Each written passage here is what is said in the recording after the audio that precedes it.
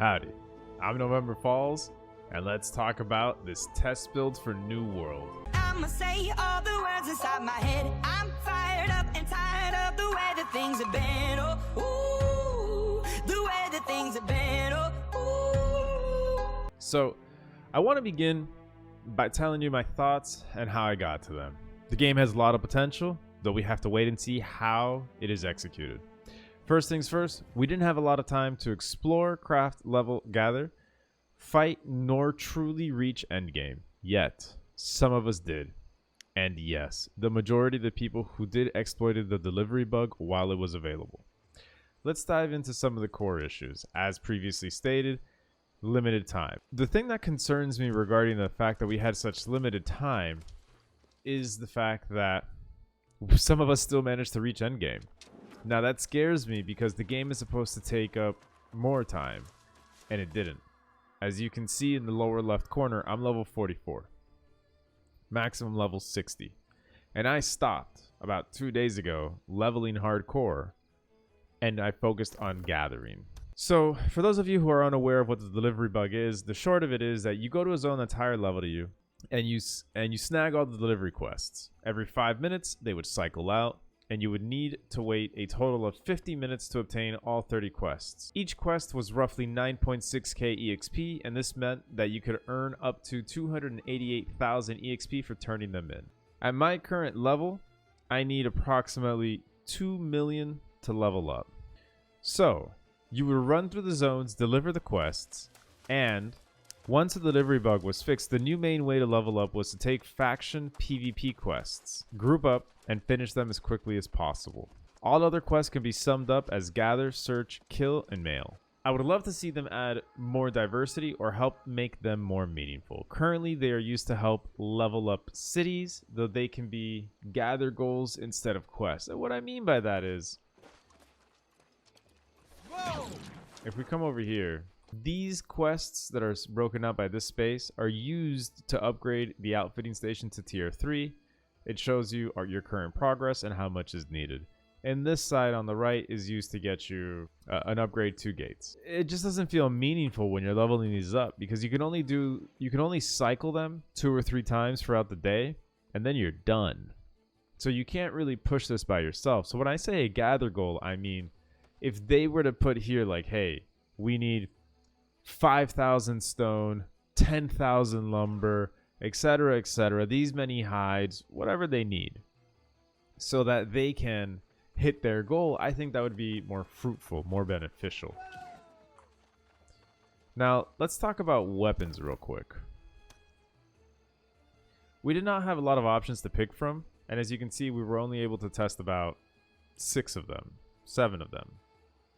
Yeah, 7. Sorry, I miscounted.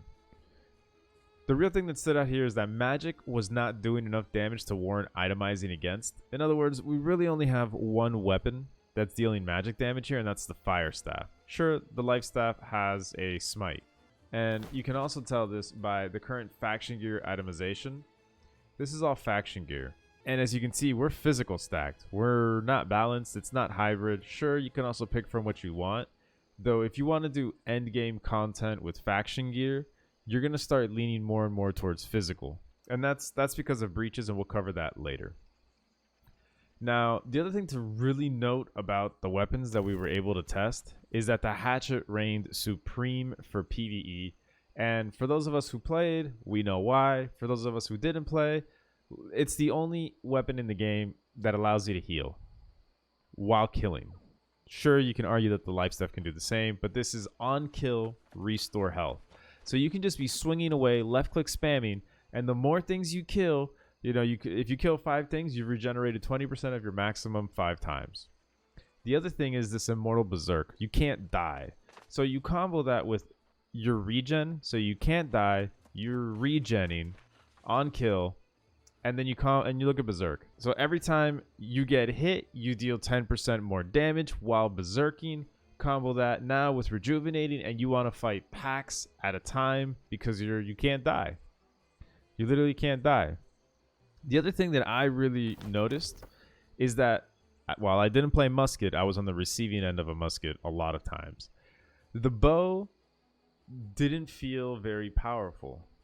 While it's okay in PvE, currently, since the hatchet just was so dominant, you didn't really use anything other than the hatchet in PvE. Sure, some people leveled up the hard way, if you will, but the easy way was grabbing a hatchet and plowing through stuff. The bow, as you can see, I have it here, level 14. My hatchet's 19. My life staff is 8. I didn't really test the other weapons out other than what I was forced to. Regardless, point is that the bow and the musket don't feel as impactful as they should. Sure, you can itemize to get your bow to deal a nice amount of damage. The reality is that you're not three-shotting people. You're not. So let's talk about attributes real quick. Every point of constitution increases your health by approximately 105. It's actually 102.5, right? So if somebody goes and I grab my 44 points and I dump them into con with my gear, I'll go 4,000 more health very easily, and I'll be sitting at 10,000. The reality is my bow is doing approximately 1,000 damage, and it does a little bit more if I hit somebody in the head. So even if I deal 1,500 damage, I got to hit these people 8 times to bring them down. And that's assuming that they're not healing, they're standing still because we can miss. The hitboxes are very good in the game. Very good. So you can actually thread the needle if you have the accuracy to as well. Now, I want to talk about crafting and the trade skills a little bit. There's only 4 main gathering. There's something called refining, which makes sense. You gather, you refine, and then you craft. This dynamic works very, very well, and I like what they're doing with it. My concern is that when you look at logging, for example, I'm level 150 logging, I'm working my way to get to 200. What happens? There's only one type, there's 3 types of trees in this game at the moment. There's regular tree, special 1 and special 2. In this case, I guess it's wordwood and ironwood. But you have to get to 200 wordwood before you can even gather it. Then the next one's at 250. So you feel like the logical step would be every 50, they should have one. So if we take a moment and we go back and we look at tracking, you have 5. It doesn't make sense that some crafting professions have all of these different jumps. As you can see, 0, 0, 0, and then 0 plus 30 plus 180. You can gather magical creatures. There's tracking at 300, 200, 205. They need to refine or really retool their gathering. They have to take a look at it. So skinning has 5, harvesting 3, 6, 7, mining has 9, and then logging has 2 specials, 1 base. So they obviously have to do a lot of work on their crafting, gathering, on their gathering system, we'll just say. When you look at refining, they've done some pretty cool things with it. I really like how they're doing refining. I'm a big fan of it. Big fan. It's very straightforward. It's very linear. Another thing that I want to note on crafting is that right now we don't have a lot of time to test the game. So crafting is one of the points that's going to suffer drastically about the game. Keep in mind that I'm producing this on the 30th of August and the test is set to go till the 4th of September.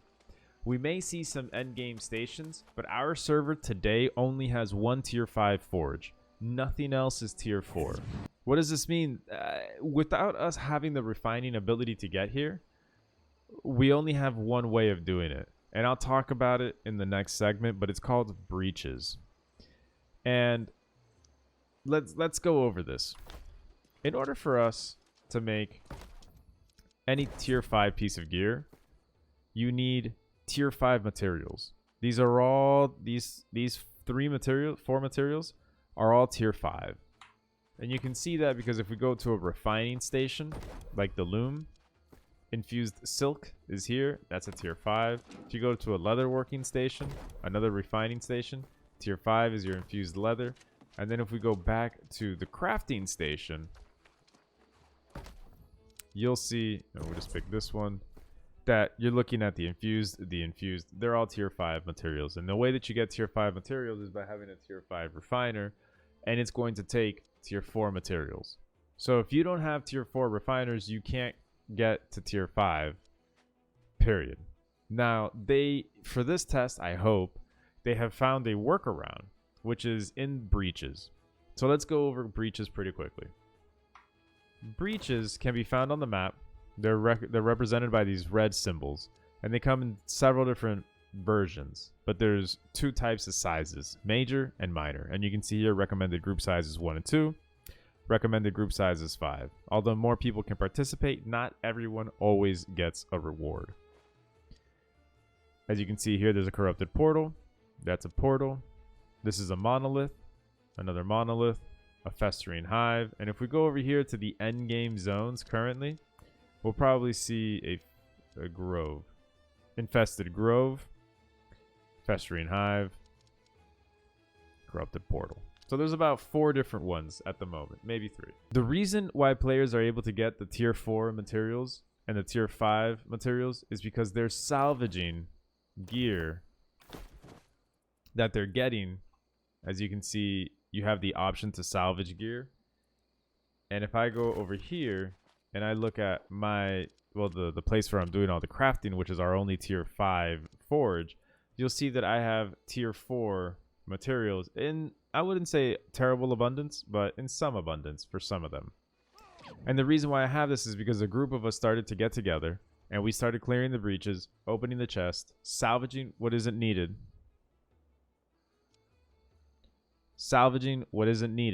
And since we're salvaging what we don't need, we're getting these materials. And since we have these materials, we can now go and craft this stuff.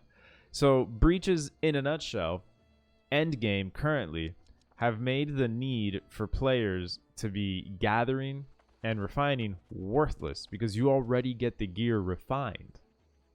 These planks are already refined. As you can see, it says you need a carpentry tier 3 to refine these. Cool. Carpentry tier 3 is not necessarily called carpentry at the moment. It's called a wood shop. So since it's called a wood shop, they also need to tie these names up a little bit better.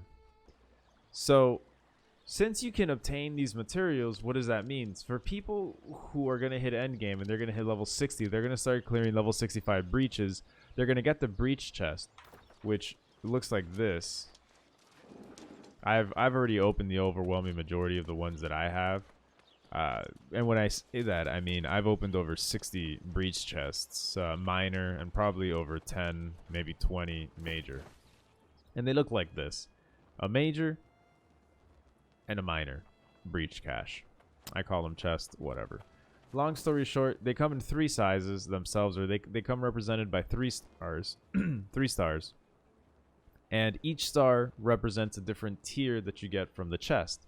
3 stars being tier 5, 2 stars being tier 4, 1 star being tier 3. I myself have never gotten a 1 or a 3 star, though it's pretty straightforward logic. Now, if you ask me, and this might be a trigger warning for some people, we need to make all breach caches bind on pickup. The reason why I say this is because you can't salvage bind on pickup gear. So since you can't salvage it, you can't trade it, you can only use it or destroy it. Since that's the case, you will now bring back the need for endgame gathering and refining. Now, I might catch a lot of flack for it. I'm sorry. That's just something that needs to be implemented. Otherwise, you're going to have a lot of people just rushing through levels, getting drops, salvaging those drops, finding a crafter, not even a gatherer or a refiner, just finding a crafter, giving them all their materials, and that guy will go ahead and craft the gear that they need. That's what I'm doing. We don't have the ability to refine all the equipment that's needed to make the star metal tools in this case. Yet we have them. And I'm working on getting the tier 5 stuff so that when people hit those breaches and they can do those breaches, they can give me the materials and I'll be able to make them the tier 5 stuff. It's completely made gathering and refining obsolete. So I just want to close this by saying that the game is almost in a good place for a closed beta, though they need to do a lot of polish. I still highly recommend the game and can only wait to see the final execution, the final version. I have high hopes for this game. This is November Falls. over and out.